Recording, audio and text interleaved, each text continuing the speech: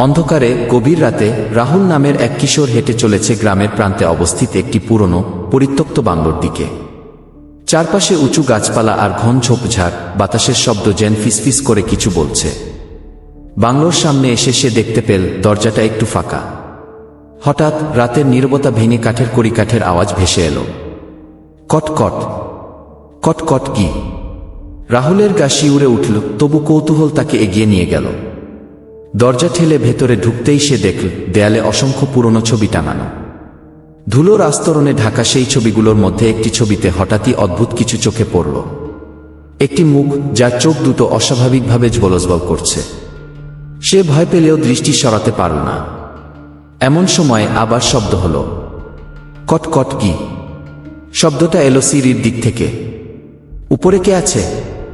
রাহুল ধীরে ধীরে সিঁড়ি বেয়ে ওপরে উঠল। প্রতিটি ধাপে কাঠের ফাঁক দিয়ে মাকড়সার জাল ঝুলে আছে। বাতাস ভারী, যেন শতাব্দী প্রাচীন ইতিহাস বয়ে নিয়ে যাচ্ছে। উপরে উঠে দেখতে পেল একটা ছোট ঘর, যার দরজা সামান্য খোলা। ফাঁক দিয়ে ম্লান আলো ছড়িয়ে পড়ছে। ভেতরে উকি দিতেই সে দেখতে পেল একজন মহিলা চিন্তিত মুখে এক কোণে বসে আছেন। মহিলাটি ধীরে ধীরে মুখ তুলে তাকালেন, মৃদু হাসলেন। আহা, তুমি এখানে কেমন করে এলে? রাহুল ভেবেছিল তিনি হয়তো ভূত, কিন্তু তার হাসি ছিল কোমল, মায়াভরা। ভয় একটু কমে এলো। সে বলল, আপনি কে? মহিলাটি মৃদু দীর্ঘশ্বাস ফেললেন, যেন বহুদিন পর কেউ তাকে এই প্রশ্ন করল।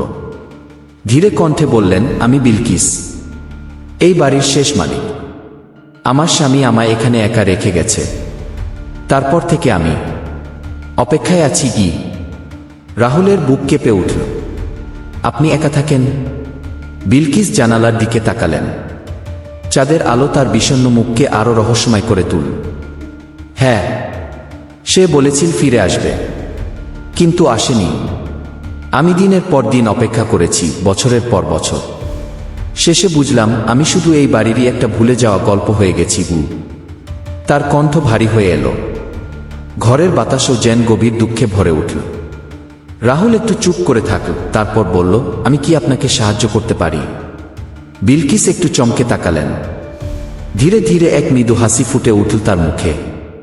পারো, কিন্তু তোমার সাহস দরকার হবে। কি? বাড়ি নতুন করে সাজানো। সেই রাত থেকেই রাহুল আর বিলকিস বাংলো নতুন করে সাজাতে শুরু করল। রাহুল ধুলো ঝাড়তে শুরু করল। এতদিনের জমে থাকা ধুলো বাতাসে উড়ে গিয়ে হারিয়ে গেল, যেন পুরনো স্মৃতির ভার হালকা হচ্ছে। বিলকিস এক কোণে দাঁড়িয়ে দেখলেন তার মুখে এক অন্যরকম প্রশান্তি। একটি পুরনো কাঠের টেবিল পরিষ্কার করতে গিয়ে রাহুল কিছু পুরনো ছবি পেল। ছবির মানুষগুলোর মুখ স্পষ্ট হয়ে উঠল, একটা সুখী সময়ের প্রতিচ্ছবি। বিলকিস ছবিগুলো দেখে দীর্ঘশ্বাস ফেললেন, যেন পুরনো দিনগুলো ফিরে আসছে। তারপর তারা দেয়ালে নতুন রং লাগাতে শুরু করল। বিবর্ণ জীর্ণ দেয়ালগুলো ধীরে ধীরে প্রাণ ফিরে পেল। রাহুল হাসতে হাসতে বলল, এখন তো এটা ভূতের বাংলো লাগছে না। বিলকিস মৃদু হেসে বললেন, তুমি জানো, একসময় এই বাড়ি হাসি আনন্দে ভরা ছিল। রাত গভীর হতে থাকল, কিন্তু বাংলোর ভেতর এক অন্যরকম আলো ছড়িয়ে পড়ল। যেন এক বন্ধুত্ব জন্ম নিচ্ছে মানুষের আর অতৃপ্ত আত্মার মাঝে। বিলকিসের মুক্তি। সব কাজ শেষ হলে বিলকিস জানালার দিকে তাকালেন। চাঁদের আলো তার সাদা শাড়ির ওপর পরে এক আভা তৈরি করেছে। তিনি ধীরে ধীরে বললেন, তুমি আমাকে মুক্ত করলে রাহুল। এতদিনের জড়তা, এই অন্ধকার, তুমি আলো এনেছ। এখন আমি শান্তিতে যেতে পারি। কি? রাহুল হতভম্ব হয়ে গেল। মানে? বিলকিস হাসলেন। আমার অপেক্ষার সময় শেষ হলো রাহুল, এবার বিদায় নেওয়ার পালা। কি? এক উজ্জ্বল আলো চারপাশে ছড়িয়ে পড়ল। বিলকিস ধীরে ধীরে মিলিয়ে যেতে লাগলেন, তার কণ্ঠ বাতাসে মিশে গেল। ধন্যবাদ। কি? রাহুল একা দাঁড়িয়ে রইল, তার চোখে জল, কিন্তু মন হালকা। সে অনুভব করল ভূতেরা হয়তো সবসময় ভয়ঙ্কর নয়।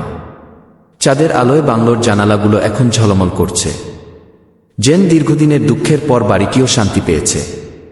রাহুল একবার বাংলোর দিকে তাকাল, মৃদু হাসল। তারপর ধীরে ধীরে ঘরের পথে হাঁটতে শুরু করল। গল্পের বাকি অংশ শুনতে চাই? তাহলে এখনই সাবস্ক্রাইব করো।